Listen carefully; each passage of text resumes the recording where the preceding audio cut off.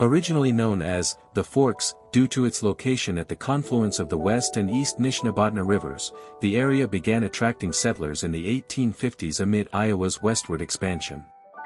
In 1858, the Chicago, Burlington and Quincy Railroad, CB&Q, arrived, transforming it into a vital stopover.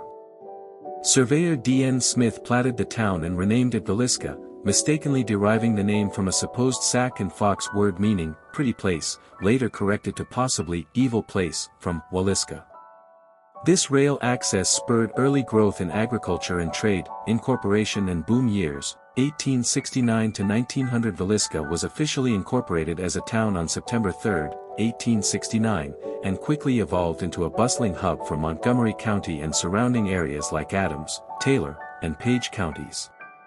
By the late 19th century, it featured diverse retail stores, restaurants, a theater, and two major churches, the United Methodist and First Presbyterian, serving a peak population of around 2,500.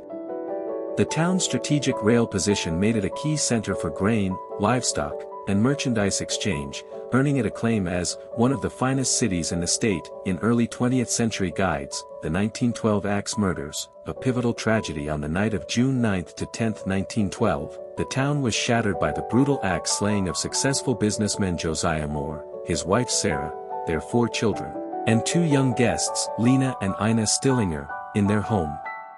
Discovered the next morning, the unsolved octuple murder, committed with the family's own axe, sparked national headlines, multiple trials, including a controversial acquittal of suspect Frank F. Jones, and deep community divisions.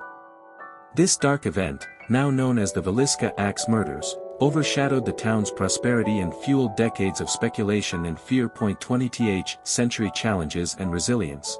1912-1980s The murders triggered an exodus, contributing to population decline from over 2,000 to about 1,500 by mid-century, exacerbated by the Great Depression and shifts in rail-based commerce. Yet, Villisca demonstrated grit. In 1912, it built Iowa's only publicly funded armory, kicking off a strong military legacy with units serving in both world wars and beyond. The town maintained its agricultural roots, with local businesses like the Moore Implement Company, ironically tied to the victims, adapting to mechanized farming, while community institutions like schools and churches provided stability, modern era and legacy. 1990s, present by the 2020 census, Villisca's population stabilized at 1,132, reflecting a quiet rural Midwestern vibe with preserved historic downtown architecture.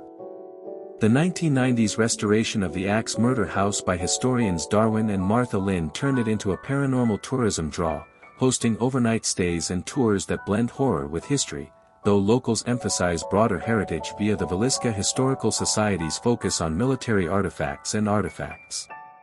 Today, the town balances its infamous past with pride in its resilient community life, agriculture, and events celebrating its pretty place origins.